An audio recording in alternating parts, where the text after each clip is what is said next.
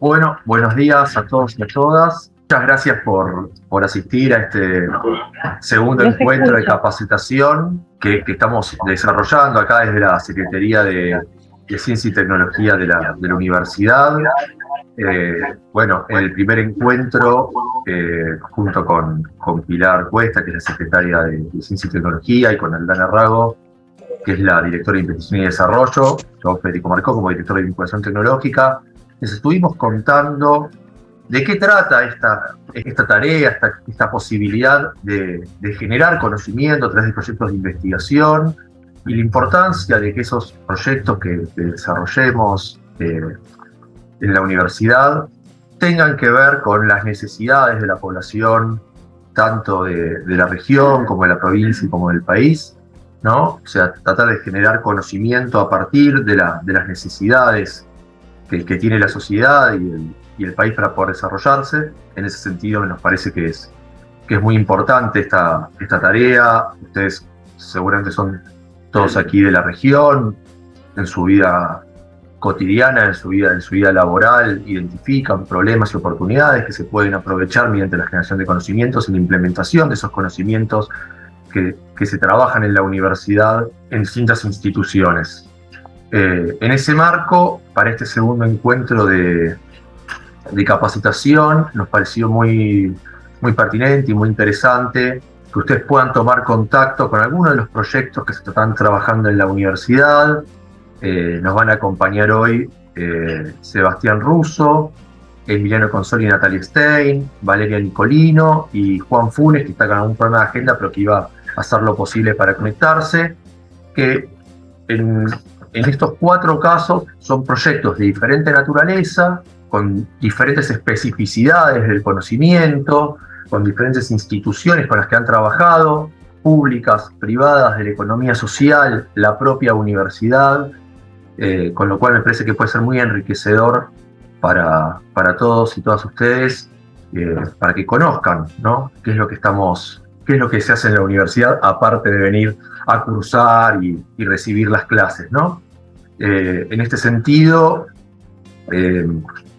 están aquí presentes los investigadores e investigadoras que van a presentar sus proyectos. La dinámica del encuentro de hoy es que cada uno de los investigadores y las investigadoras van a presentar su proyecto. Después de que presenten su proyecto en 15-20 minutos, poquito más, poquito menos, haya 5 minutos para que ustedes puedan hacerles consultas a los investigadores y las investigadoras y tener una idea más acabada de lo que ellos hacen y cómo ustedes podrían participar y sumarse a esos proyectos. Les cuento un poco. Sebastián Russo viene trabajando en proyectos de investigación y transferencia en la universidad hace ya un par de convocatorias y está presentando un proyecto también a la última convocatoria que hicimos este año. En las etapas anteriores, Sebastián trabajó con el Museo Altuve, el museo histórico que está aquí en José C. Paz. Durante 2 años ha trabajado con un grupo bastante amplio de estudiantes y ha logrado una muy buena participación, tratando de revalorizar y poner en valor el archivo de ese museo. Por otro lado, Emiliano Consoli y Natalia Stein están trabajando en varias líneas de investigación y transferencia. Los convocamos al día de hoy para que les cuenten un poco un proyecto con financiamiento externo, con un financiamiento del gobierno de la provincia de Buenos Aires a través del programa Transformación Digital Bonaerense, que están realizando en una cooperativa que se llama Madigraf, que está ahí justo al lado del Parque Industrial de Garín, y donde están trabajando un sistema de eficiencia energética con resultados realmente fabulosos ya en los primeros meses de implementación. Ahora Emiliano y Nati les van a poder contar un poquito qué es lo que estuvieron haciendo. Y es también muy interesante respecto de este proyecto, que está dando lugar a nuevas cosas. De hecho, Emiliano ha presentado también un proyecto a la nueva convocatoria para poder expandir este conocimiento generado hacia otras instituciones. Natalia, además de este proyecto, está en otros cuantos. Nati es una persona muy activa dentro de la UNI, está trabajando también en temas de economía social, si bien el día de hoy está convocada para hablar de Magraf. Quiero que también sepan que Nati está trabajando en circuitos de comercialización, de cooperativas de economía social y solidaria, en circuitos cortos, tanto en un proyecto que tenemos con otras universidades, en el marco de una convocatoria del consorcio CONUSUR, como en los proyectos de inversión y transferencia que ella también viene presentando año a año. Valeria Nicolino es otra amiga de la casa, que también suele presentar varios proyectos. Hoy, corregime, Vale, si me equivoco, pero la idea era contarles un poco la experiencia de lo que fue el proyecto de inversión y transferencia que presentó en 2021 y que está cerrando, que ha cerrado recientemente, donde trabajó sobre un modelo y un software de simulación para la enseñanza de instrumentación quirúrgica, articulando también con otras carreras, como la carrera de videojuegos, de informática aplicada a la salud. Me parece que es un proyecto muy interesante, no solamente por el desarrollo en sí mismo, sino también por esta interacción que logró entre diferentes carreras. Y este año Valeria también está presentando otro proyecto de investigación y transferencia, pero con otra temática diferente. Los invito y las invito a que se presenten, que recurran a los institutos de investigación de la universidad, tanto al IDEPI como al IESCODE como al IEC, para saber, para tomar conocimiento de qué proyectos están trabajando y manifestar su voluntad, si quieren participar en alguno de ellos, que ahí en los institutos les van a orientar y los van a contactar para que puedan hacerlo.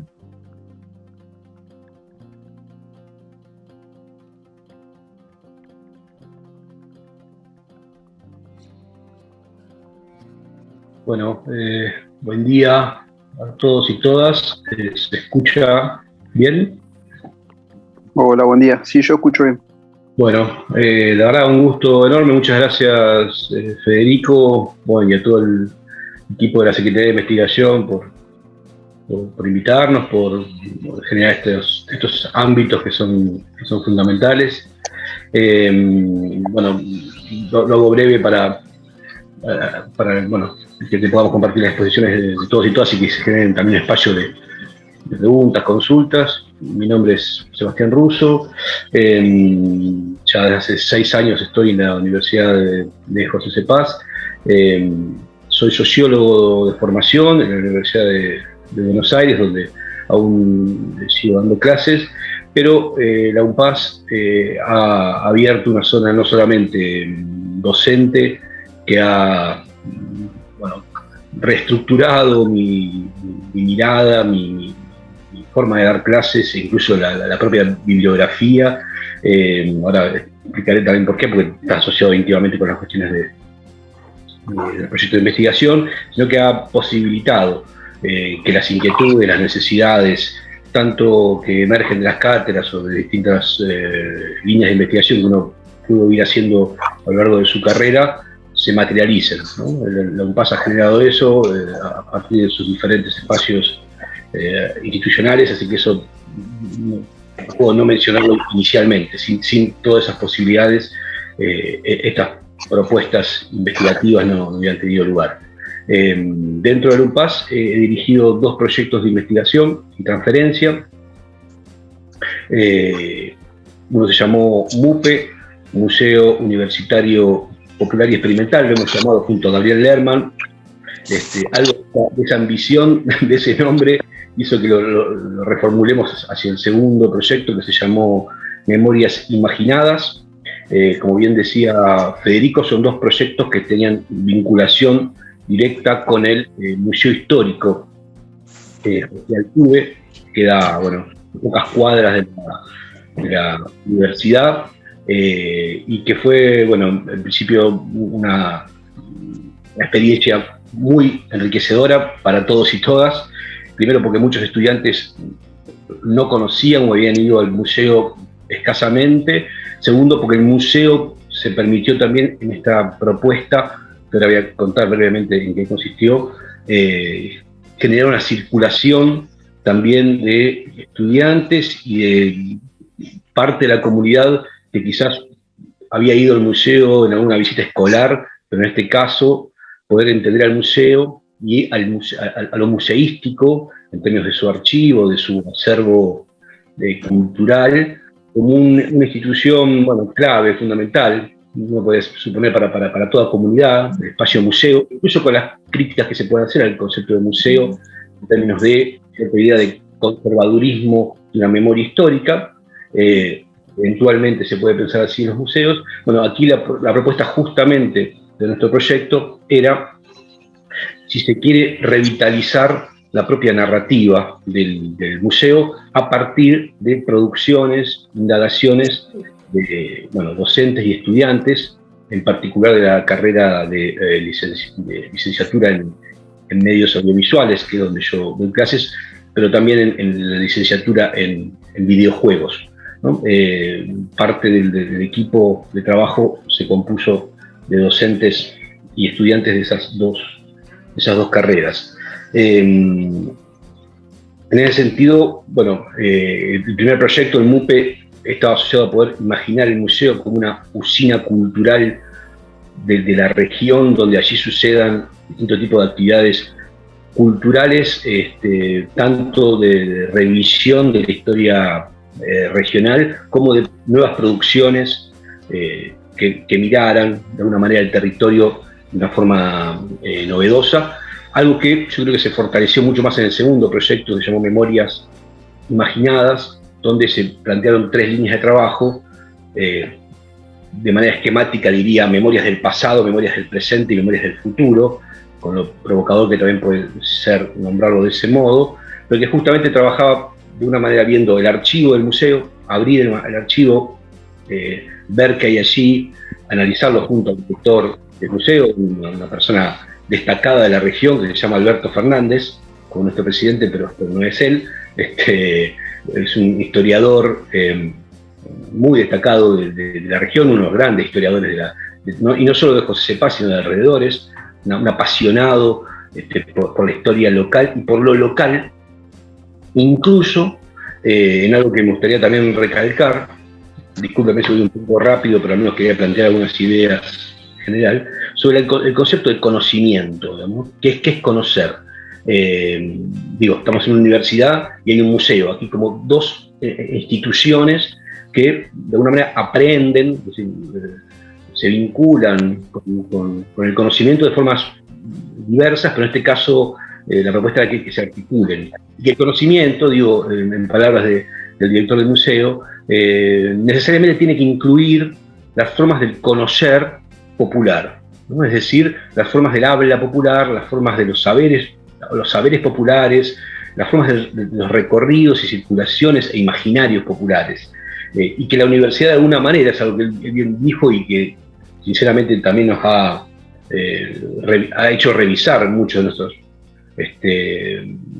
instancias, digamos, de acercamiento a la propia lógica del conocimiento. Nuevamente, yo vengo de una universidad central y centralizadora, y muchas veces abstracta en términos de sus indagaciones. La UNPAS me ha hecho, y junto con personas como Alberto Fernández, y en el marco del Museo Histórico de estos proyectos, repensar efectivamente el conocimiento en términos universalistas abstractos a un tipo de conocimiento situado, como bien también marcaba Federico inicialmente. Eso me parece que es un aprendizaje que también nosotros docentes, investigadores,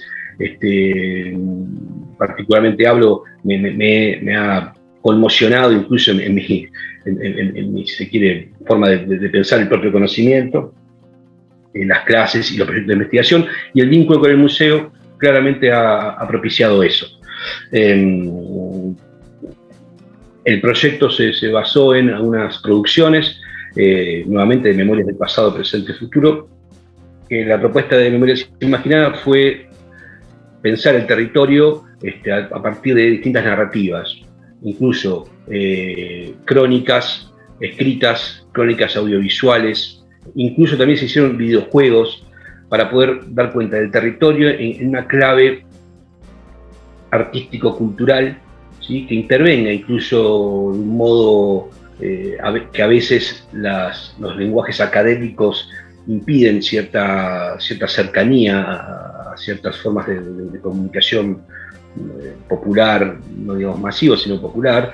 Entendemos que efectivamente las narrativas artísticas tienen esa potencia. De hecho, hay una larga tradición ya a esta altura de indagaciones entre arte, digamos, justamente entre arte e investigación, cómo se investiga en arte y cómo el arte sirve para poder, de alguna manera, no solamente comunicar de otro modo, sino entender que en esas formas de narrar artísticas, que de alguna manera tensionan las formas del habla, tanto académicas como del sentido común, bueno, allí hay una potencia discursiva que nos interesaba indagar en función de estas, nuevamente, narrativas buscadas. Narrativas que fueron tanto de indagar las formas si se quiere, de pensar lo conurbano. Uno de los textos, uno de los grupos de textos trabajó sobre ello, qué es lo conurbano, de qué manera lo conurbano es nombrado muchas veces desde fuera del conurbano, desde los medios de comunicación, y cómo estudiantes, docentes viven y habitan el conurbano, en este caso la singularidad de José Cepaz y alrededores, bueno, lo pueden representar. Cómo el imaginario conurbano allí se puede expresar y de qué modo.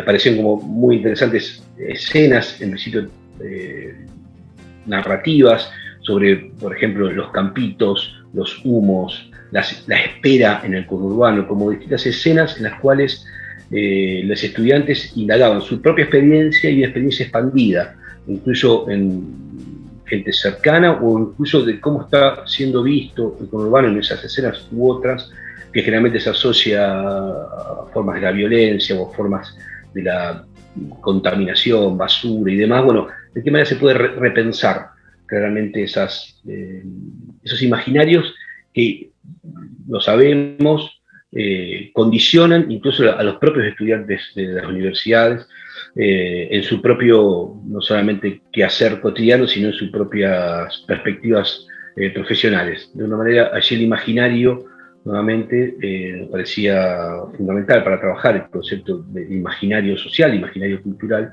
para poder trabajar desde, en este caso, los imaginarios preexistentes en el propio territorio, tanto en el museo como en otras formas de visualidad.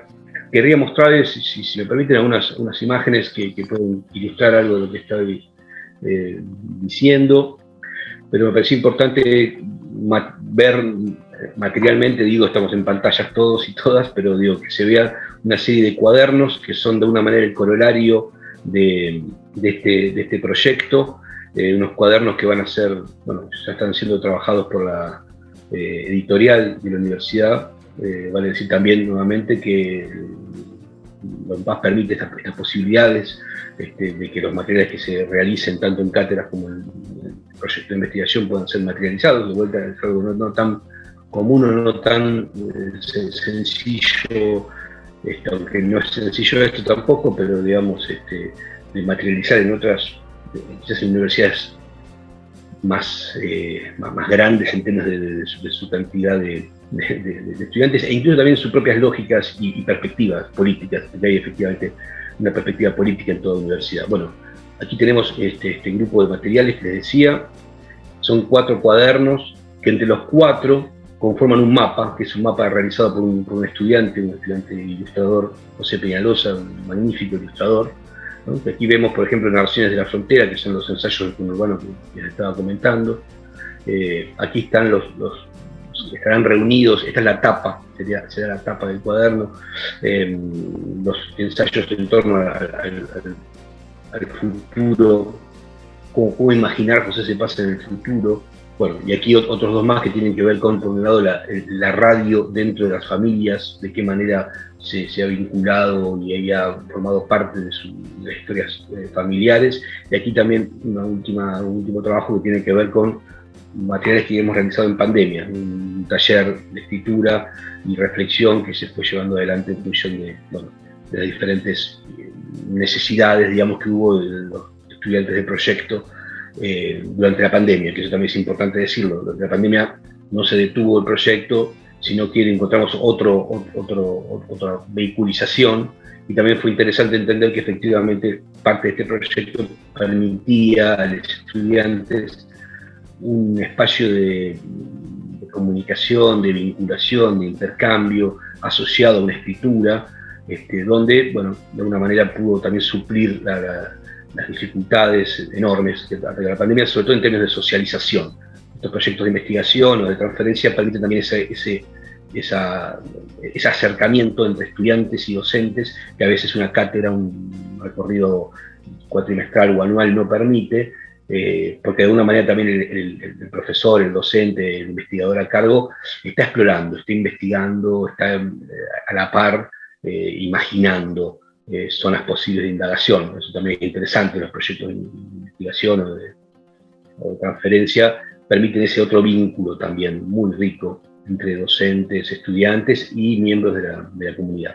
Y aquí brevemente el proyecto que hemos presentado ahora, que es una deriva de Memorias Imaginadas, que tiene que ver ya con un trabajo más específico en torno a la imagen y al imaginario, ¿no? Hemos estado realizando un recorrido por nuestros territorios, enfocando en 3 escenas diferentes: cómo se representa la basura en nuestro territorio, cómo es representada también por medios de comunicación, de qué manera la basura se convierte en un tema de interés en muchos sentidos, económicos, pero también sociales, ambientales, ¿sí?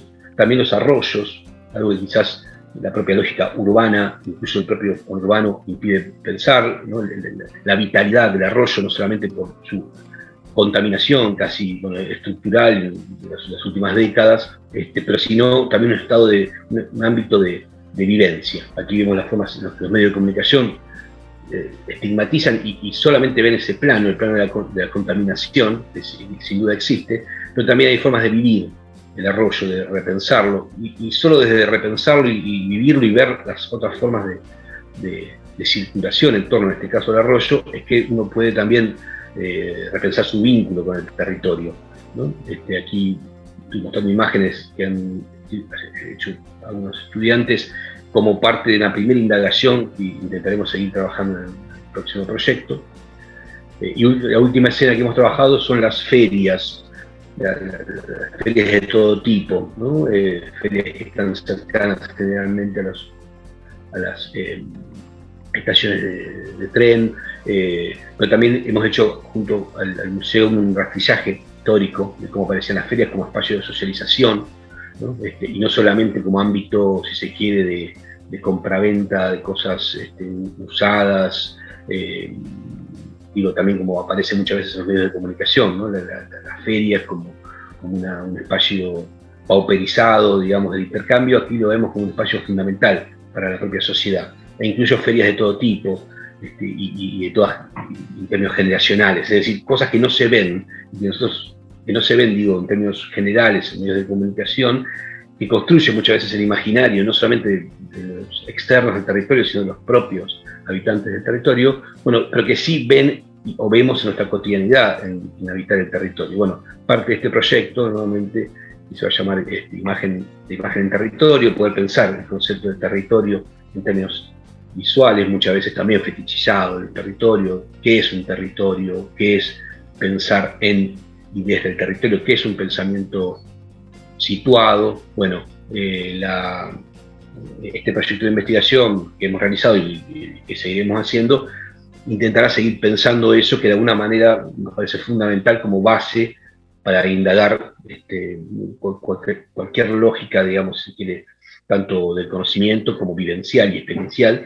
Una universidad como la UNPAS, que de alguna manera está inundada de territorio, tanto temáticamente como un territorio que la va de alguna manera siempre transformando, y esa transformación también se vincula no solamente a las cátedras, sino a los proyectos de investigación, a los docentes, a los estudiantes, investigadores. Así que bueno, tendría más cosas para decir, pero no querría extenderme. Lo último, decir que este último proyecto, y me parece importante, va a contemplar, de hecho también nos parece importante hacer eso, investigadores e investigadoras de universidades cercanas, de una manera poder pensar el territorio también en esa amplificación, cómo estudiantes y docentes, investigadores de universidades cercanas como la UNS, la UNAUR, o incluso la UNSAM, que no está tan cerca, pero es dentro del cordón noroeste, podemos encontrarnos ahí un espacio también común de conversación, de reflexión y de muestra de los materiales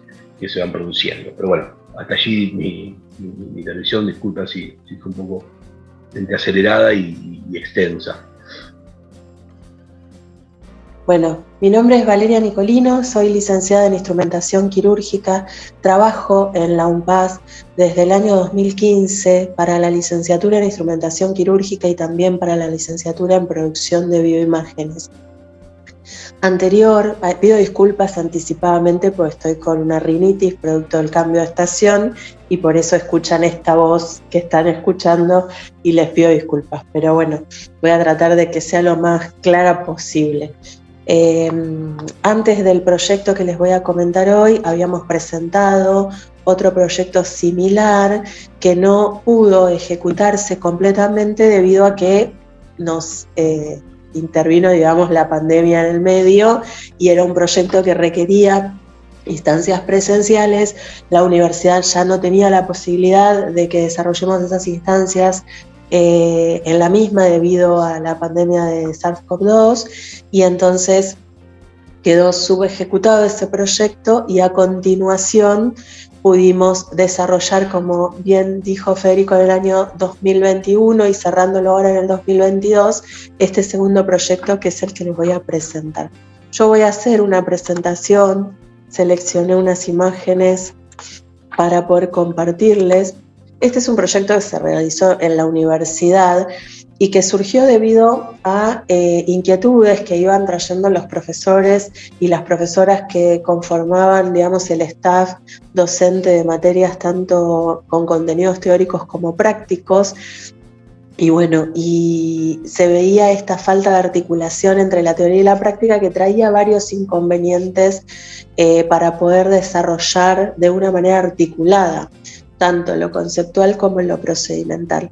Por lo tanto, es un proyecto que se llevó a cabo en la universidad, básicamente para la universidad, pero vamos a ver que también hay otra institución que es demandante, adoptante de este proyecto, ¿no? Entonces, el proyecto del cual les voy a hablar se denomina Impacto de la simulación en un entorno híbrido como estrategia de enseñanza para la formación en instrumentación quirúrgica. Yo colaboré como directora, tuve un codirector, el doctor Nicolás Bellón, que es cirujano. El proyecto articula en el Instituto IESCODE, que es el Instituto de Estudios Sociales en Contextos de Desigualdades. Y hubo docentes investigadores desde un inicio, que fueron Mariel Jiménez, Malena Ruiz, José Guerra Prado, Malena Ruiz de Bioimágenes, Mariel Jiménez de Instrumentación Quirúrgica, José Guerra Prado desde la Tecnicatura de Biojuegos, y luego se sumaron otros dos investigadores más dedicados a lo que es la generación del software que llevamos adelante. Bueno, las entidades adoptantes demandantes fueron UNPAS y la Cruz Roja Argentina. Acá lo que les quiero presentar, ya que esta charla es dedicada a los estudiantes, son los estudiantes que colaboraron y formaron parte también del proyecto de investigación, Janine Oliva y Agustín Suárez Reyes. Al finalizar el proyecto, ellos ya obtuvieron su título de licenciados y licenciadas en instrumentación quirúrgica y están, lo digo con orgullo, ya formando parte del staff docente como ayudantes en una de las asignaturas de la licenciatura en instrumentación quirúrgica. También colaboraron con nosotros otros dos estudiantes, que son Belén Tuscher, otras dos estudiantes, y Jessica Rojas, que formaron parte también del proyecto y han colaborado activamente. Quería presentarles la problemática, ¿no? Veíamos que era un problema la inserción directa del estudiantado desde el primer año de cursada, digamos, para las carreras que pertenecen al Departamento de Ciencias de la Salud y el Deporte, se insertan desde el primer año de cursada en los establecimientos de salud. Y esto ahora vamos a ver que genera algunas dificultades, ¿no? en principio de articulación entre contenidos teóricos de las asignaturas con las prácticas que se realizan en los centros quirúrgicos, por ejemplo. No podemos pretender que los centros quirúrgicos programen lo que uno está abordando como contenido teórico. La programación, por supuesto, depende de otros factores que no son el programa de una materia. Y por otro lado también veíamos afectada la seguridad del paciente, articulando directamente estudiantes que quizás todavía no tenían las herramientas básicas desde lo procedimental en los centros quirúrgicos. Entonces, la metodología que hasta el momento se llevaba a cabo, que estaba orquestada desde los inicios en la formación directamente en el ámbito hospitalario, traía varios inconvenientes. Primero, que es imprevisible, no se puede saber qué cirugías van a programar para cada semana, si estas van a estar acorde con las planificaciones de cada una de las materias. Por lo tanto, esto también traía un desfasaje, ¿no?, entre los programas de los espacios curriculares. Tenemos asignaturas tanto en primero, en segundo, en tercero, en cuarto y en quinto año que tienen esta articulación de teoría y práctica, ¿no? Por otro lado también, de esta manera no podemos centrarnos en las necesidades del estudiante. No queremos decir con esto que no hay que ir a los hospitales, porque por supuesto que necesitamos como formadores de profesionales, futuros profesionales de la salud, ir a los hospitales, pero es necesario en primer año, digamos, sobre todo y fundamentalmente en primer año, desarrollar algunas habilidades, destrezas básicas antes de encontrarse con el ámbito real hospitalario, ¿no? Entonces, ir desde primer año al hospital también impide centrarse en las necesidades del estudiante, depende de lo aleatorio, de lo que aparece en quirófano. Por lo tanto, a veces los objetivos propuestos por las asignaturas chocaban con esta realidad que no era la misma, lo que se presentaba en quirófano en el día a día del ámbito hospitalario. Después, por otro lado, se limita la repetición. Una cirugía en tiempo real con un paciente real es única, se realiza en ese momento, no podemos repetir, no podemos aprender, digamos, de ese error repitiendo y haciendo la misma cirugía nuevamente, porque no se va a volver a repetir, ¿no? Y entonces existe esta posibilidad de corregir existe la coartación de esta posibilidad de corregir sobre la acción, ¿no? Y después, por otro lado, los errores que se pueden llegar a cometer ponen en riesgo la integridad de la vida del paciente, porque son cirugías reales con pacientes reales las que ocurren en el ámbito hospitalario. También, debido a toda esta situación, se consume una gran cantidad de tiempo en función de esta imposibilidad de coordinar las actividades hospitalarias con los contenidos educativos. Por lo tanto, lleva mucho más tiempo poder ir avanzando en los contenidos. Y no proporciona una forma adecuada y equitativa de evaluación, ¿no? Finalmente, no todos los estudiantes, nosotros concurrimos a diferentes hospitales, entonces no todos los estudiantes veían las mismas especialidades, la misma complejidad. Por lo tanto, qué tan equitativa era la evaluación que estábamos realizando de ellos en este primer año. Esto es más o menos para darles un pantallazo de cuáles fueron las problemáticas que a lo largo de los años, como profesoras y profesores de la UNPAS, fuimos viendo y nos hizo pensar en este diseño que llevamos adelante. Entonces, la población que nosotros tomamos fueron estudiantes que se encontraban cursando la asignatura de Introducción a los Procedimientos de Quirófano, que corresponde al primer año del plan de estudio de la licenciatura en Instrumentación Quirúrgica de UNPAS. De 50 estudiantes cada uno.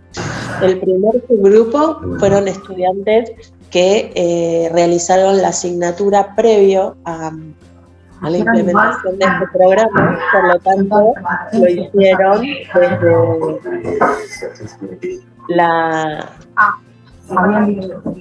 desde la modalidad de implementación articulada directamente en los hospitales. Y el segundo subgrupo fue con el que se aplicó el programa diseño. Bueno, entonces ahí es donde surgió esta idea de poder generar un soporte educativo que esté compuesto por un software que permita hacer simulaciones virtuales, por protocolos y diseños de simulaciones también presenciales dentro del LAUSIC, el laboratorio de simulación de la universidad, para poder ajustar la actividad que llevábamos adelante en esta asignatura, ¿no?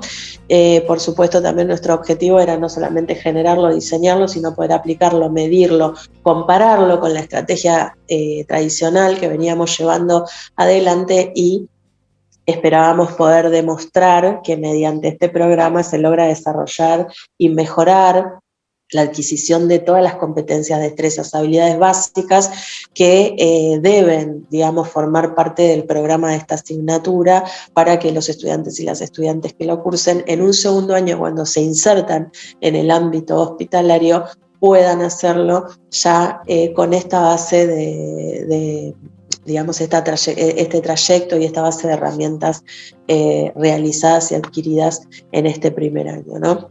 Para poder disminuir los errores que pueden llegar a cometer ya en un segundo año en cirugía real con paciente real. Y finalmente realizar, por supuesto, un aporte que sea innovador en materia educativa para la formación de instrumentación quirúrgica, porque habíamos buscado, yo pertenezco también a la Asociación Argentina de Simulación Clínica y Seguridad del Paciente, y habíamos buscado en todas las provincias, en diferentes lugares, y no hay para instrumentación quirúrgica ningún programa desarrollado en este sentido. Sí hay programas para medicina y hay programas para enfermería, pero no para instrumentación quirúrgica. Así que bueno, tuvimos 3 fases, una, por supuesto, pasando lo que fue la primer parte del proyecto, que fue la elaboración de todos los diseños de simulación, del software y demás. Una vez que ya trabajamos con los 2 grupos, tuvimos una fase donde se abordaron contenidos conceptuales de manera virtual, desde la plataforma virtual de UNPAS, desde el campus, y fueron complementados con prácticas mediante el software que diseñamos, para que tengan una primera aproximación a esta adquisición de las habilidades en forma virtual. Luego se progresó para realizar una práctica homóloga a la real, a la que realizarían en los hospitales, solo que en el laboratorio del LAUSIC, es decir, la reproducción de una cirugía, pero en el LAUSIC de UNPAS, el laboratorio de simulación. Y la tercera fue evaluar los resultados y ponderar los aprendizajes que lograron adquirir. El software Entrenic que se desarrolló, se llama Entrenic porque es entrenamiento en instrumentación quirúrgica, consiste en un software que permite armar mesas de instrumental en función del procedimiento que se vaya a llevar adelante, ¿no? Yo no quise poner todas las imágenes del software porque son muy largas, pero bueno, esta es la presentación del software. Uno da inicio, elige el procedimiento, y una vez que elige el procedimiento va yendo por diferentes pantallas, va pasando por diferentes pantallas donde va pudiendo elegir los elementos necesarios para conformar el armado de esa mesa de instrumental necesario para cada uno de los procedimientos. Inicialmente nosotros conformamos el software con 4 procedimientos, pero es un software que se puede ampliar y se pueden incorporar la cantidad de cirugías que sean necesarias. Se logró hacer mediante los programadores una aplicación para PC que los estudiantes podían acceder a través de este enlace, y otra aplicación para celulares, dado que sabíamos que había estudiantes que no contaban con PC y que trabajan las asignaturas a través de los celulares. Sobre todo porque nosotros este desarrollo fue en el año 2021, donde todavía en un inicio no concurríamos a la universidad. Muy bien. Y acá vemos el trabajo de los estudiantes, investigadores que también colaboraron en las sesiones de simulación que se llevaron adelante en el LAUSIC en esa segunda etapa. Estábamos en pandemia, por lo tanto también había una necesidad de elementos de protección personal y de preparación de los estudiantes antes de entrar al laboratorio para que no tomaran contacto entre ellos sin tener los elementos de protección personal colocados. Así que acá vemos a Janine Oliva, una de las estudiantes investigadoras, colaborando en esta tarea. Y después les traje algunas fotos que muestran las actividades que se pudieron reproducir en el LAUSIC, que son homólogas de las actividades que se llevan adelante en quirófano, ¿no? En contexto real, en este caso en contexto de simulación, con los simuladores, los maniquíes y todos los elementos con los que fuimos contando. Quiero decir que este programa, mientras les voy pasando las imágenes, también colaboró a poner a visualizar las necesidades que había y que teníamos que incorporar en el LAUSIC para poder llevar adelante este tipo de simulaciones que preparan a los estudiantes para luego su desarrollo en los centros quirúrgicos, ya en asignaturas de años más avanzados, ¿no? Entonces ellos pudieron ir desarrollando todas estas simulaciones que les permitían adquirir las habilidades básicas hasta llegar a representar una cirugía completamente. ¿Y qué resultados obtuvimos? La verdad que quedamos muy impactados con uno de los resultados obtenidos en la comparativa entre el grupo 1 y el grupo 2. El alcance de los objetivos en el grupo 1, nadie había podido completar el armado de las mesas o las simulaciones. Hubo un 0% de objetivos completos en el grupo 1 que no hizo el programa. 64% de los estudiantes lo realizó de manera incompleta y un 36% no alcanzó los objetivos. Lo que nosotros pudimos observar es que esta era la situación en la que los estudiantes llegaban a los campos prácticos, llegaban a los hospitales, a los centros quirúrgicos a trabajar con pacientes reales en cirugías reales. Y el tiempo que tardaban, el tiempo promedio de ejecución para poder llegar a hacer el lavado de manos, colocación de vestimenta y el armado de la mesa, era de 9 minutos 80 segundos. El grupo 2, que sí llevó adelante el programa de simulación, vimos que pasamos de 0% de objetivos alcanzados a un 34% de los estudiantes alcanzaban los objetivos de manera completa en el LAUSIC, ya cuando se llevaban adelante las simulaciones, un 66% de manera incompleta y un 0% no alcanzaban los objetivos. O sea que acá fue donde mayor impacto tuvo el programa, ¿no? Pasamos de tener en el primer grupo 0% que podían completarlos a en el segundo grupo 0% de aquellos que no podían alcanzar los objetivos. Por lo tanto, acá tenemos un 100% de estudiantes que o completaban los objetivos satisfactoriamente o quedaban de manera incompleta, pero incompleto significaba solo con 2 o 3 errores solamente. O sea, es bastante limitado el margen de error que tiene el incompleto en este programa. Y el promedio de tiempo bajó prácticamente solo 1 minuto, si bien era también uno de los objetivos disminuir el promedio de tiempo en que lo realizaban, no es un impacto tan, digamos, de una magnitud como la que vemos en el alcance de los objetivos, pero bueno, hubo una disminución del tiempo también. La transferencia entonces que pudimos conseguir fue este programa, que es fácilmente reproducible, que representa una herramienta de transferencia tecnológica que la consideramos valiosa por nosotros para las asignaturas que llevamos adelante en el proceso de enseñanza y aprendizaje, porque permite articular estos contenidos teóricos y prácticos de una manera adecuada y por lo tanto satisfactoria para nuestros estudiantes y nuestras estudiantes. Así que finalmente logramos diseñar el software educativo Entrenic, que permite la simulación virtual de armados de mesa instrumental para las distintas cirugías. Después el desarrollo de sesiones de simulación completas que son aplicables y adaptables a cualquier tipo de práctica, o sea, se desarrolló un formato que luego puede ser utilizado por cualquier asignatura, además de una gran variedad de sesiones de simulación desarrolladas para esta asignatura, ¿no? Donde se ven las preparaciones del escenario, las introducciones, cómo se realizan los escenarios, toda la descripción consta de estos formatos, ¿no? Las reflexiones finales y valoración final. Y después la redacción de un manual, que en este momento estamos terminando de redactarlo, de simulación para la formación en instrumentación quirúrgica, donde todo esto que pudimos ir desarrollando está plasmado en ese manual. En una primera parte del manual lo que describimos es cómo fue avanzando el LAUSIC a lo largo de los años, desde su creación en la UNPAS hasta la actualidad. Luego mostramos todos los diseños, todo este programa que es adaptable a cualquier asignatura, y también hay un capítulo que habla de Entrenic y todas las posibilidades que Entrenic presenta.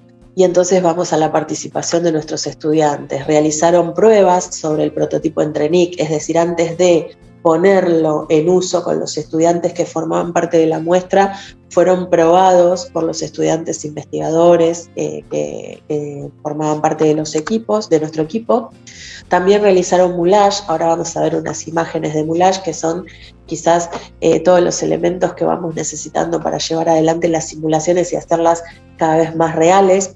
Después colaboraron en la puesta en marcha de las simulaciones presenciales, armando los escenarios, diagramando la necesidad de insumos que teníamos para cada uno de los escenarios. Como vimos también a Janina, ella también pudo trabajar en la parte de la preparación de los estudiantes para el ingreso a cada uno de los escenarios. Contribuyeron en la recopilación de datos estadísticos a través de formularios virtuales que completábamos con cada simulación, y participaron en las reuniones de equipo de investigación. Bueno, acá vemos algunas imágenes de cómo armaban los insumos, las necesidades, y acá vemos algunas imágenes de lo que yo denominé como moulage, que es representar órganos, tejidos, fluidos que vamos necesitando para las cirugías con distintos materiales que permiten asemejarlos a la realidad y hacer que los escenarios sean más realistas. Acá hay materiales que desarrollaron para poder hacer como la apertura del abdomen de un paciente y poder llevar adelante una simulación mucho más real dentro del la UCI.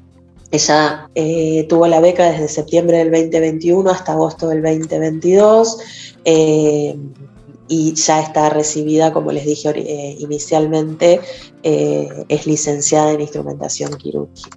Bueno, muy bien, y las capacitaciones que realizaron los estudiantes que formaron parte de nuestro proyecto, y sobre todo Janina, que fue una estudiante becada, fue el taller de introducción a la escritura de investigación, taller de escritura académico-científica avanzada, taller de introducción al oficio de investigar, herramientas conceptuales y para la investigación. Bueno, hasta acá la presentación del proyecto, de nuestros estudiantes y de la actividad que llevamos adelante, y lo que me resta por comentarles es que en la actualidad presentamos otro proyecto que también tiene que ver con simulación, pero esta vez la idea es dirigirnos a los hospitales, poder hacer un diagnóstico de la realidad de los hospitales que están establecidos en la provincia de Buenos Aires en relación a la seguridad del paciente y en concordancia con lo que propone como segundo reto mundial sobre la seguridad del paciente la OMS, que es la cirugía segura salva vidas. Entonces, poder hacer un análisis situacional mediante encuestas, entrevistas, observación no participante en diferentes hospitales ubicados en la provincia de Buenos Aires, y luego, en función de esa realidad, de ese diagnóstico hecho en los hospitales, poder desarrollar un programa que pueda ser aplicado para los profesionales de la salud que se desarrollan en el centro quirúrgico sobre la mejora de la seguridad del paciente. También sería un programa bimodal, parte presencial y parte virtual, con distintas estrategias para llevar adelante y poder mejorar la seguridad del paciente. Ese es el que tenemos presentado en la actualidad, y a la espera de ver cuáles son los resultados, ¿no?, de la convocatoria.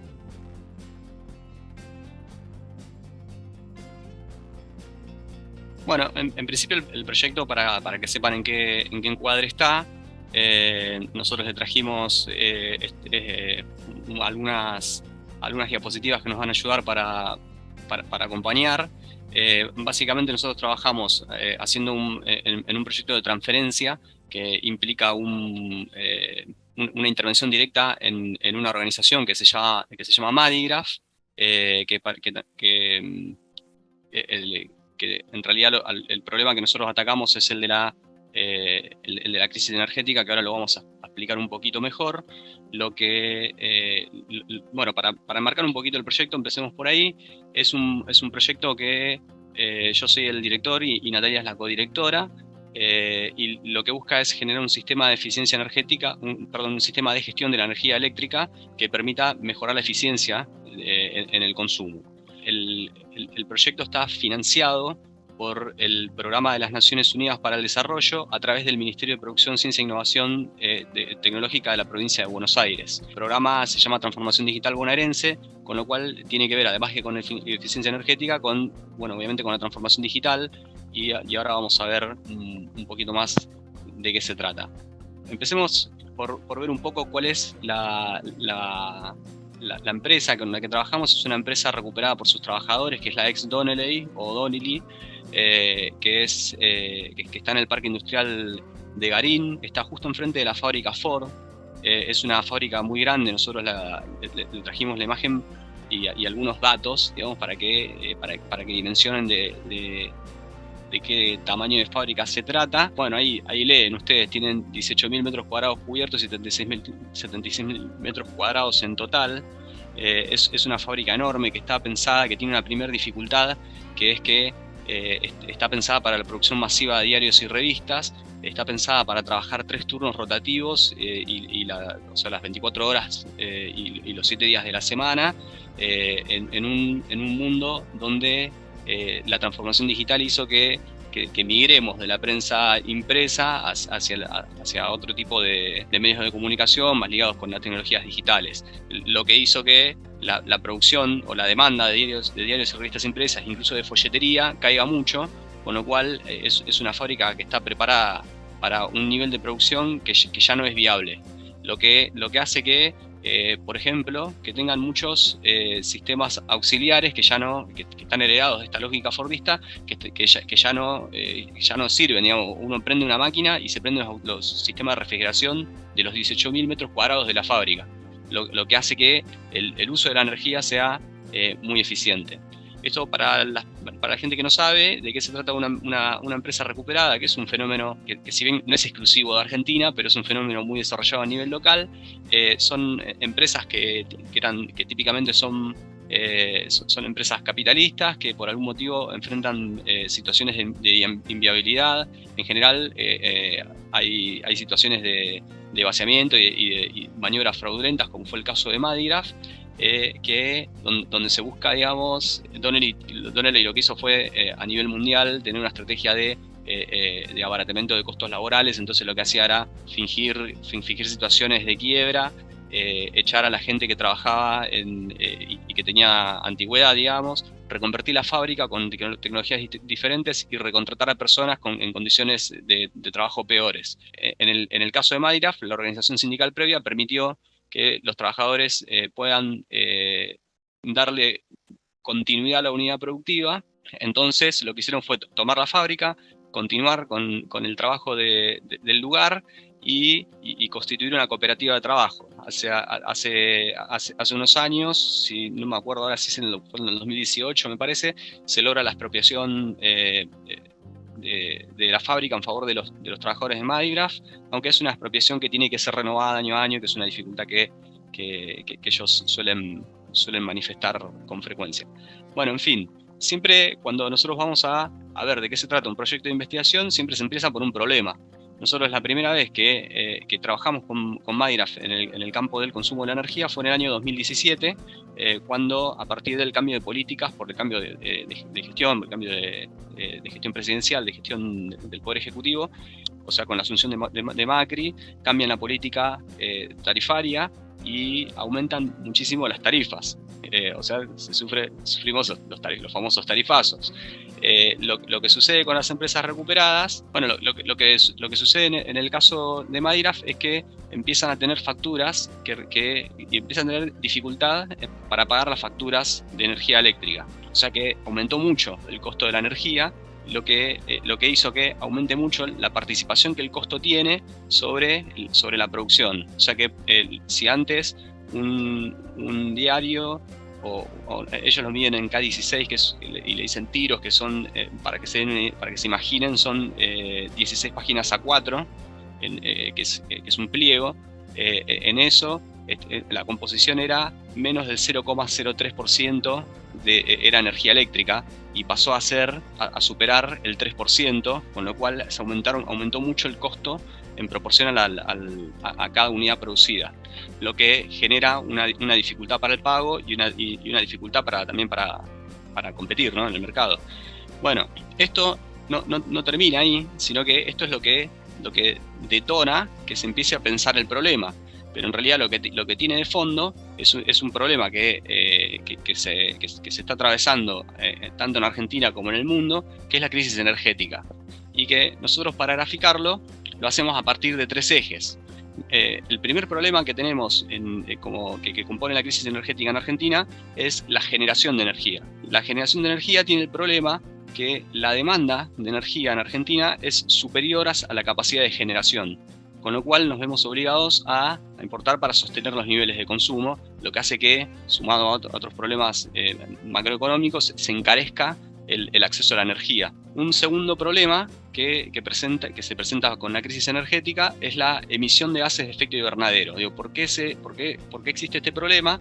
Porque la composición de la matriz energética secundaria, que es la generación de energía eléctrica en Argentina, está compuesta en un 61% por combustibles fósiles, o sea que principalmente gas, pero también petróleo y carbono, aunque en menor medida.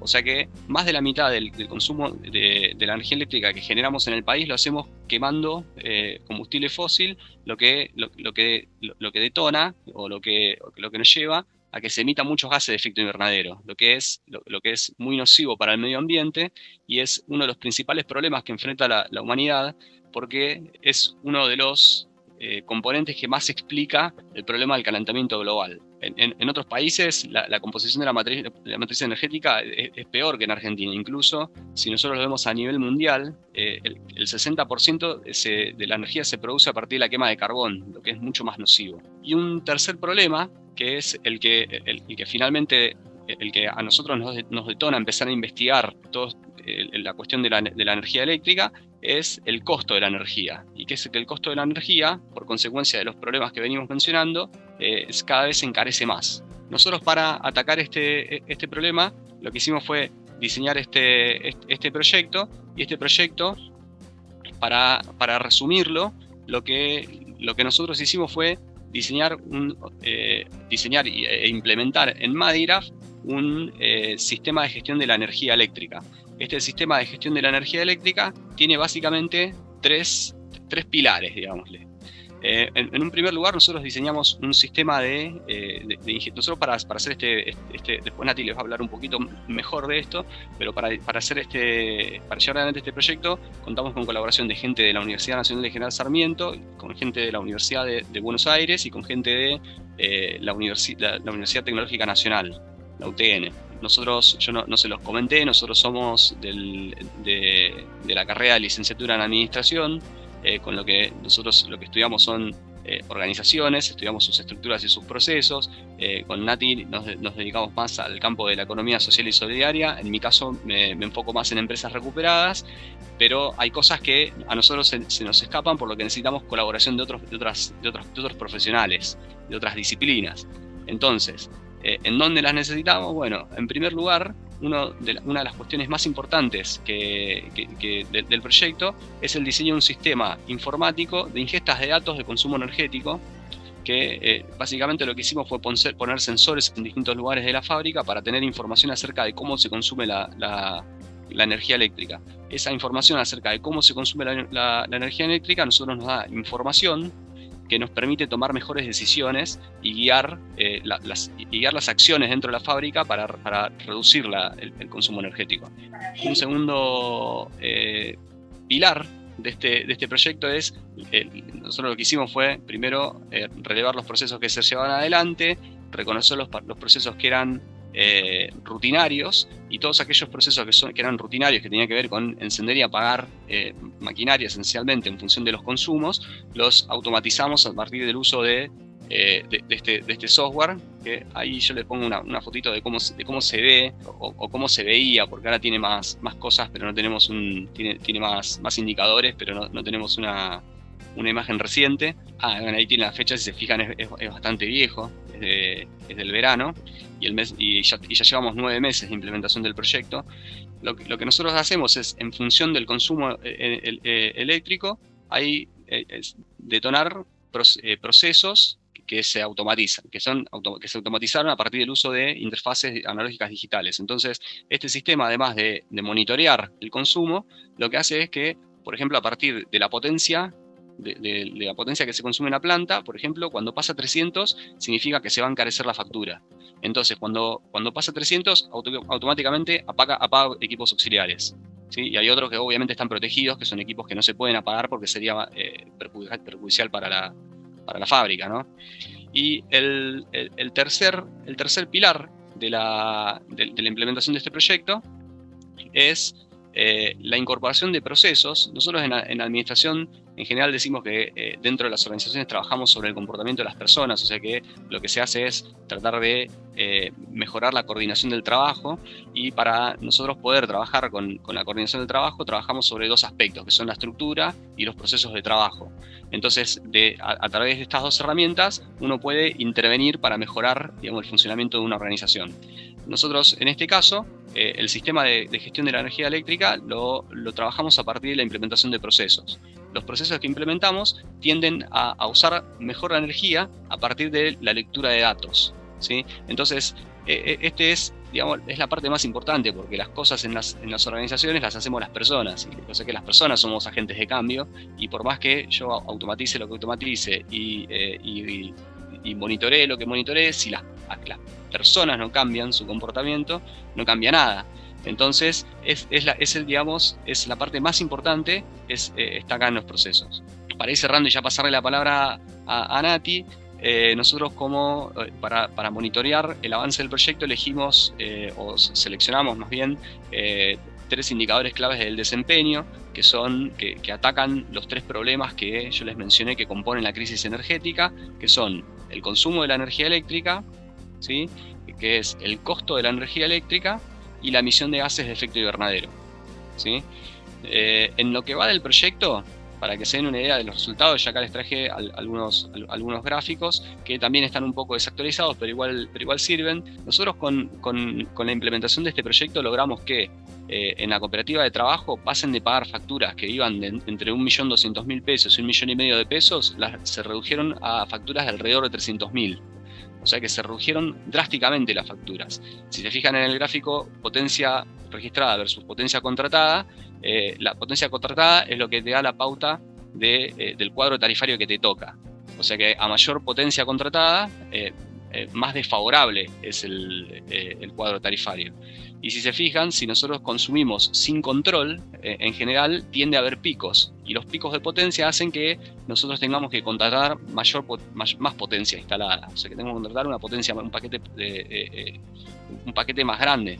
Entonces lo que se trabajó muy fuertemente fue controlar los picos de potencia, que desde que nosotros implementamos el proyecto no pasaron los 300 o los 290 kilowatts de potencia. Por ese motivo se accedió a un cuadro tarifario más favorable, y por ese motivo es que se redujo tan drásticamente la facturación. En términos económicos, bueno, este es el consumo. El consumo, para que se den una idea, nosotros en 9 meses más o menos llevamos ahorrados, se redujo mucho el consumo de energía eléctrica, más o menos llevamos ahorrados cerca de 90.000 kilowatts hora en el acumulado, que para que se den una idea es más o menos el consumo de 300 hogares en un mes, lo que llevamos en 9 meses de reducción del ahorro. O sea que son números interesantes, digamos, de mucho impacto.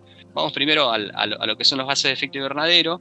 Como consecuencia del ahorro en el consumo de energía eléctrica, se reducen los gases que la fábrica demanda, digamos. Entonces, en la misma proporción que se reducen el consumo, ¿sí?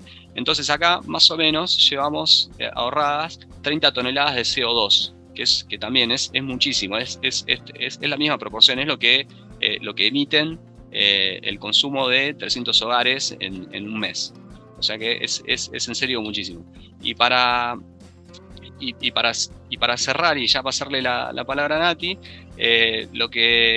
por ahí el indicador más impactante de todos es el económico, porque para que se den una idea, el proyecto a nosotros nos financió 1.950.000 pesos, ¿sí? que es lo que costó implementarlo, y lo que se lleva ahorrado hasta hoy son más de 6 millones de pesos. O sea que en 9 meses se triplicó el costo, o sea, nosotros triplicamos el costo del proyecto. O sea que el recupero es más que satisfactorio. O sea que tiene un impacto muy grande y muy rápido. Esto es en el principio del proyecto. Después no se ahorra de la misma manera, sino que se llega un momento en que se nivela, digamos, el consumo y ya se reduce a la línea más baja posible. Pero al principio tiene un impacto muy, muy grande, que es lo que nosotros les estamos mostrando. Bueno, Nati, te dejo seguir. Dale, gracias, Emi. Bueno, ¿cómo están? Natalia Stein es mi nombre. Gracias por estar aquí escuchándonos. Entonces, bueno, un poco habiendo hecho un repaso, Emiliano, de las características del proyecto y de los resultados que se pueden mostrar, lo interesante es buscar replicabilidad, ¿no? Que esta experiencia no se quede solo en el trabajo con Madigraph, sino que se pueda trasladar a otras unidades productivas y aprovechar también ese potencial que resulta de la colaboración entre la universidad y el sector productivo, en este caso autogestionado, una cooperativa, una empresa recuperada por sus trabajadores y trabajadoras. Entonces, en ese sentido, y hablando del rendimiento de esa inversión y de ese financiamiento que el Ministerio de Producción de la Provincia de Buenos Aires destinó a este proyecto, incluso se podría pensar que si esto luego es replicable, rinde aún más esa inversión, ¿no? Entonces, ese es nuestro objetivo hoy por hoy, abrir este aprendizaje, compartirlo y ampliar el alcance de lo que se empezó a hacer. Y desde ya que no es solamente una ocurrencia nuestra, sino que la propia Madigraph venía con esa trayectoria de articulación con todos los actores posibles, que es una estrategia que ustedes van a encontrar si se acercan a cualquier recuperada o cooperativa, un fuerte compromiso con la comunidad, con el ambiente y diálogo con todos los sectores posibles, fuerte vinculación con el barrio, la propia comunidad en la que se inserta la unidad productiva y, lo más importante en este caso, para los fines de lo que queremos comentar, instituciones de ciencia y tecnología, especialmente las universidades públicas, pero también otros espacios como centros de formación profesional con los que Madigraph también articula. Entonces, en ese diálogo que Madigraph ya viene llevando con otras universidades de la zona, desde la UNPAS quisiéramos promover esas sinergias, ¿no? Y fortalecer cada vez más ese tipo de diálogos. No sé si, Emi, querés avanzar hacia la diapo de articulación con la universidad. Gracias. En la que me estabas mostrando recién, que no hace falta volver, lo que planteábamos era que también es interesante poder mostrar resultados desde un sector que normalmente queda invisibilizado, que es la economía social, que son las cooperativas, y que en general cuando se habla de innovación o de tecnologías de punta o de eficiencia energética, no aparecen, digamos, en esas discusiones el sector autogestionado. Entonces, para nosotros la verdad que era muy interesante poder posicionarnos en esa discusión y poder mostrar que una cooperativa, y sobre todo la gestión obrera, puede también innovar, puede ponerse a la vanguardia de este tipo de procesos y que esa innovación no está puesta al servicio de la concentración económica, sino todo lo contrario, ¿no? De mejorar el bienestar de nuestras comunidades. Entonces, ahí es donde vemos la potencia de que este proyecto crezca y que se fortalezcan redes, y esto lo hacemos desde una perspectiva que tiene que ver con los sistemas de innovación, en donde lo que se procura es que la producción del conocimiento con la posible aplicación y el uso, o sea, la demanda del conocimiento, en este caso desde el sector productivo, genere diálogos cada vez más fluidos y redes cada vez más complejas, en donde un montón de actores participen y en diálogo con la política pública, que entendemos que es una de las líneas estratégicas de las becas Belgrano, y por eso nos parece que tiene sentido presentarlo en este marco. Además de fortalecer redes de vinculación, la potencia de este tipo de proyectos de transferencia y de coproducción del conocimiento junto con la comunidad, en este caso con el sector productivo, también enriquece al interior de la universidad, por ejemplo, la enseñanza, por ejemplo, la producción de teoría.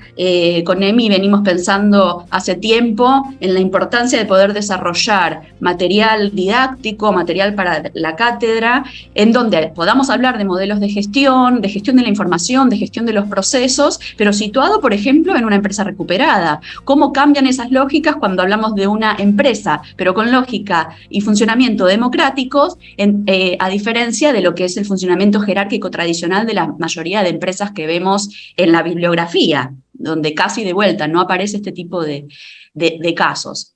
Entonces, digo, para seguir pensando en qué posibilidades ofrece este proyecto como plataforma inicial que fue.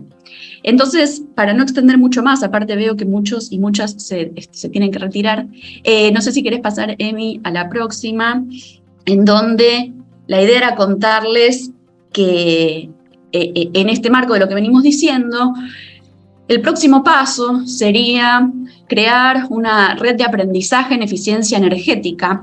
Ese dispositivo ya existe como tal, con ese nombre, se utiliza en el mundo, pero en este caso la particularidad sería que la red de aprendizaje haga compartir los avances y el conocimiento entre empresas recuperadas. Y en todo caso también quizás cooperativas, que no son empresas recuperadas, pero que tienen un perfil industrial.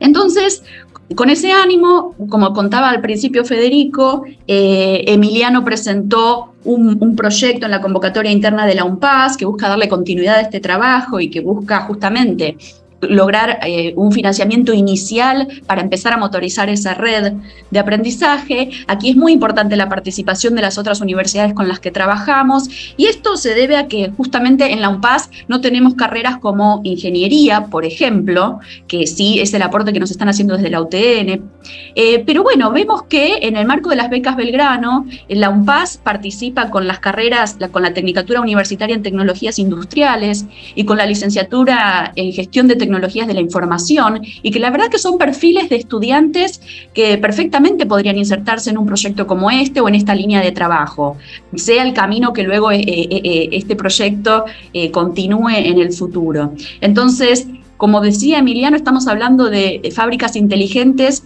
que usan la información para mejorar la toma de decisiones. Esto siempre se dijo en la administración, que mejor información conduce a mejores decisiones, pero en este caso estamos perfeccionando el uso de la información porque estamos recogiendo datos de todo el proceso productivo a través de la implementación de circuitos de monitoreo, de software que lo procesa. Entonces creemos que la gestión de la información está directamente vinculada con este proyecto, y desde ya que también tecnologías industriales. Y de hecho se está hablando de la posibilidad de desarrollar localmente una placa que actualmente se tiene que importar. Es decir, esto puede empezar a tener encadenamientos hacia un montón de lugares, ¿no?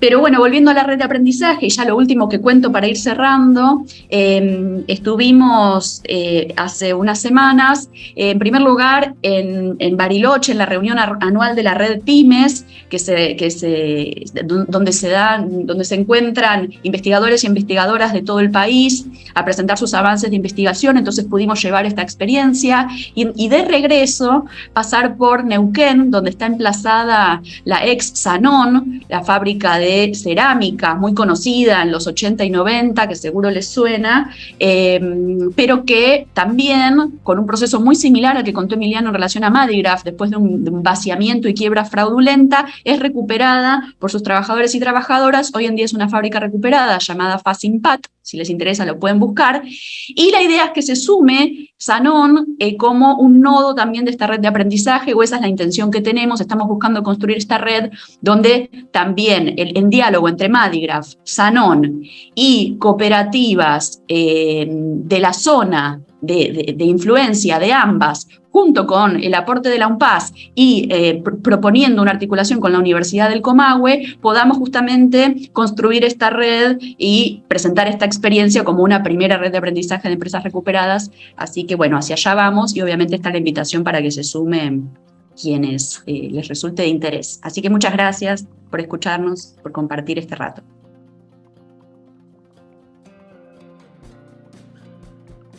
Yo tenía una pregunta para Valeria Nicolino sobre la simulación esta. Quería saber si está pensada para los años futuros, digamos para los años que vienen de instrumentación quirúrgica, o si es solamente hasta que se controle un poco más el tema de la pandemia. Hola, ¿cómo estás?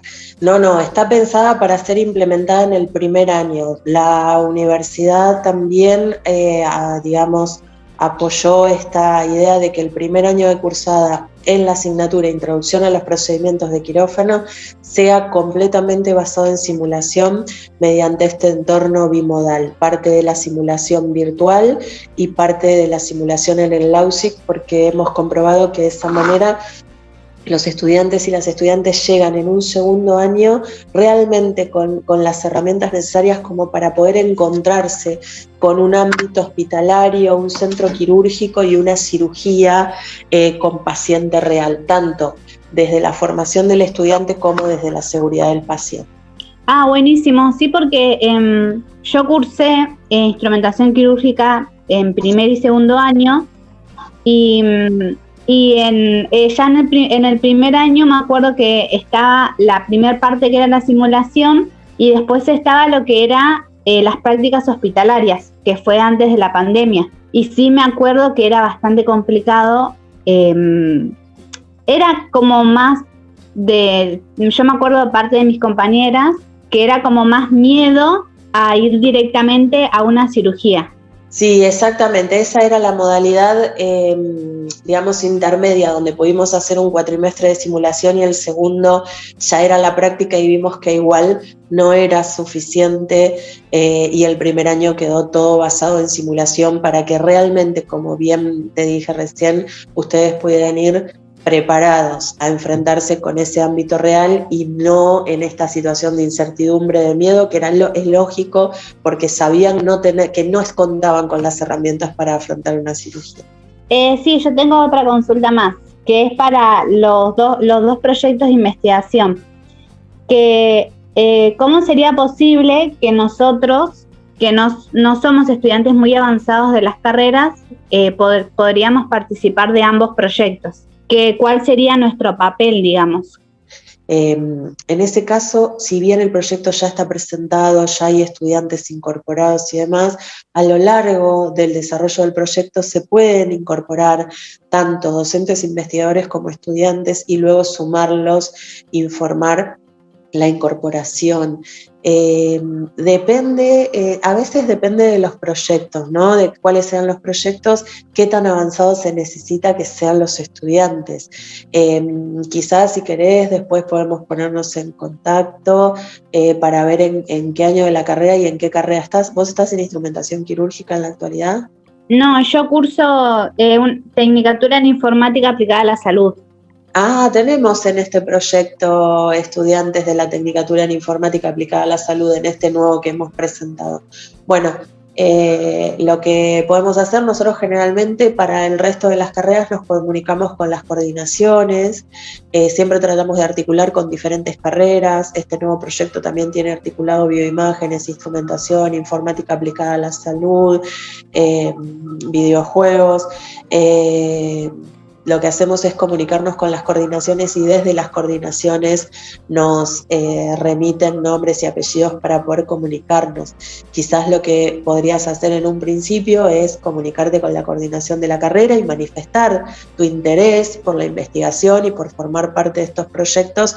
Y si no, yo no tengo inconveniente en después también dejarte aquí por el chat mi mail institucional para que te comuniques conmigo y luego yo pueda coordinar con la coordinación, valga la redundancia, de informática aplicada a la salud por el interés manifestado. Bueno, y de mi parte, se me ocurre proponer una invitación extendida a todos y todas aquí. En el marco de la Semana de la Ciencia, vamos a hacer un primer taller el 24 de octubre a las 14 horas. Ahora copio la información en el chat, que de alguna manera vamos a tomarlo como un primer encuentro de nuestro equipo de investigación en torno a imágenes en territorio, que se llamará el próximo proyecto. Así que quien quiera estar allí presente, vamos a hacer un trabajo de taller, de reflexión y de taller. Incluyo algo que no dije antes, que es que vamos a incluir una docente que está trabajando sobre mapeos colectivos, así que poder pensar la imagen también territorial a partir de la lógica del mapeo. Ese día vamos a hacer eso como introducción a un acercamiento al nuevo proyecto. Así que bueno, quien quiera acercarse allí con información, e incluso también Copio también el mail institucional para que eventualmente quiera contactarse, que no pueda asistir ese día, también poder participar del proyecto. Estamos abriéndolo, así que las instancias de participación son varias, tanto en términos de registro como de archivo, incluso zona de exploración regional en torno a las producciones visuales y a las imágenes existentes, e incluye una línea de trabajo que va a tener que ver con pensar una convocatoria y a un de acercamiento de imágenes también existentes a vecinos, vecinas, instituciones. Así que hay como distintas zonas de poder participar en el proyecto. Yo ahora copio en el chat la invitación a este taller del lunes 24 de octubre, en el marco de la Semana de la Ciencia, y el mail para quien quiera interiorizarse aún más del proyecto. Gracias. Yo tengo una consulta. Sí, acerca del proyecto de eficiencia energética. ¿A partir de qué año y mes empezó a aplicar en la fábrica? A partir aproximadamente del año 2021 y en el mes de junio, julio, ¿no? Aproximadamente. Empezó en enero del 2022, este año. Enero del 2022. Sí. Perfecto, muchas gracias. Yo tengo una pregunta para el proyecto también de energía. Quería saber si cuando se presentó el proyecto y ya se obtuvieron los resultados, si tuvieron como, no quiero decir la palabra propuestas de trabajo de otras cooperativas o empresas, pero como si se corrió la voz, más que nada del lado económico, del descenso de lo que se gastaba en la cooperativa. No sé si se entiende, no sé muy bien cómo formular la pregunta. Sí, se entiende, no sé si respondo, Emi. Sí, se entiende, Rocío. La verdad, en algunos grupos y algunos espacios donde las cooperativas comparten, sabemos que se presentó el caso, pero la verdad es que todavía no nos hemos dado estrategias de difusión y de convocatoria. Eso está previsto como parte del proyecto, ¿no? De salir a difundir y convocar justamente a que se sumen a esta red de aprendizaje. Sí hay interesadas en algunas cooperativas cercanas a Sanón, justamente, en Neuquén, y otras cercanas a Madigraf o que tienen vínculo con Madigraf, y desde ya que rápidamente les interesó. Y lo que tenemos pendiente justamente es una mayor articulación con la política pública, no solo con el programa que financió el proyecto, sino con las áreas de los distintos ministerios a nivel nacional que justamente trabajan, por ejemplo, con empresas recuperadas o con cooperativas. Entonces, también esperamos que a partir de acercarnos a esas carteras de Estado presentando este proyecto, se pueda, digamos, abrir y fortalecer. Nosotros confiamos en que va a haber mucho interés, porque el tema del consumo eléctrico es un problema grave que afecta a muchas organizaciones de este tipo. Bueno, por no decir a todo el sector productivo, pero especialmente sabemos que muchas recuperadas tienen que, digamos, lidiar con esta situación de siempre cortes inminentes en el servicio eléctrico, bueno, el problema que esto genera. Entonces, sabemos que a partir de empezar a difundirlo y a convocar puede tener rápida repercusión. No sé si iba por ahí tu pregunta, Rocío. Sí, era eso. Y otra pregunta, no sé si lo dijeron, yo la verdad que no escuché. ¿Tienen un plazo con esta empresa? Por ejemplo, ¿se hace el proyecto hasta 3 años, por ejemplo? ¿O es hasta que se consigan los objetivos deseados? Sí, el proyecto dura un año, pero implica la puesta en pie del sistema de gestión energética, lo que implica que no deja de funcionar, sino que nosotros lo que esperamos es que la fábrica no necesite la universidad para continuar obteniendo resultados con la implementación del sistema. O sea que nosotros acompañamos la implementación durante el año que dura el proyecto, pero eso no quita que después van a seguir mejorando la eficiencia energética en la fábrica. Y como decía Nati, que les contó ahí al final, nosotros lo que esperamos es lograr patrocinio de otras convocatorias para facilitar que el traslado, digamos, de todo lo que nosotros desarrollamos ya en este... Digo nosotros, me refiero tanto a la universidad como a Madiraf, nosotros lo entendemos también como una relación recíproca, por lo que nosotros también aprendemos mucho de su trabajo, y lo que esperamos es que otras cooperativas puedan aprender también. Sabemos que es un problema, porque si ustedes, nosotros no lo mencionamos, pero hay un informe que escribió un profesor que se llama Ruggeri a principio de año, que en el Observatorio de Empresas Recuperadas, que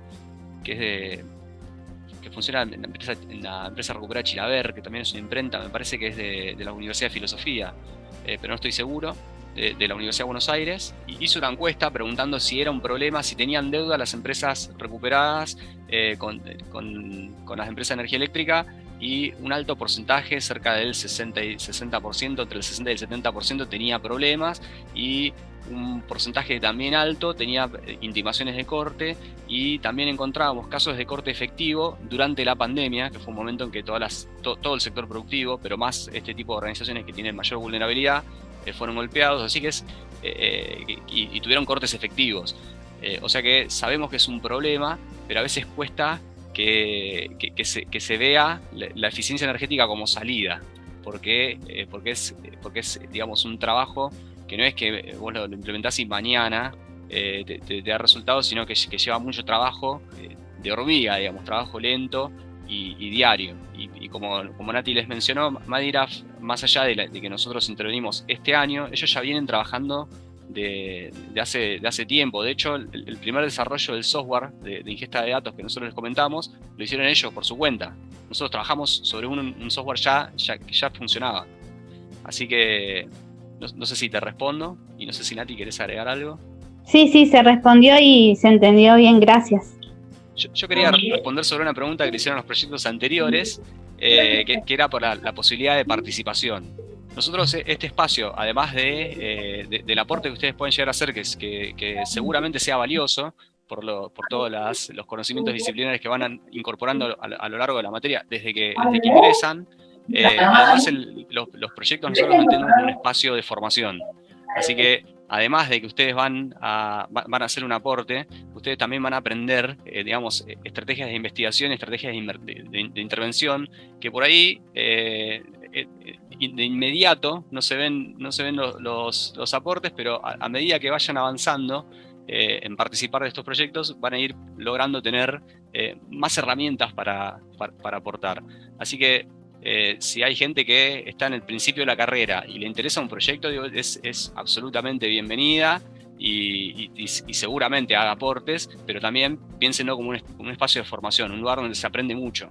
Sobre todo en nuestra disciplina pasa que la investigación no es algo que se fomente mucho en la carrera, digamos. Entonces, siempre es positivo sumar gente que quiera aprender acerca de investigación, que, como también ahí Nati estuvo comentando, ayuda, digamos, a generar teoría, a generar material para las cátedras, y en nuestro caso nosotros buscamos generar un material distinto al que domina, que está apuntado seguramente siempre a empresas privadas y con afán de lucro, digamos. Así que, bueno, nada, quería transmitirles eso para también dejarles una invitación a participar. Y hola, buen día. Buen día. Por ejemplo, si uno quiere sumarse para ir a aprender, ¿cómo hacemos? Porque es interesante, capaz no estamos con el conocimiento suficiente o el avance de la carrera, pero estaría bueno si uno quiere ir a aprender cómo se hacen las cosas. No, bueno, hay maneras en que uno se puede sumar formalmente, no sé cómo es, ahí por ahí alguien de la secretaría nos puede ayudar, pero uno se puede sumar como investigador estudiante, que justamente es un espacio de formación. Entonces no se espera tampoco que ustedes tengan que saber hacer las cosas, sino que nosotros vamos a acompañar esa formación de manera que ustedes puedan poner sus conocimientos a favor del proyecto, pero nosotros también le vamos a ayudar a aprender, digamos.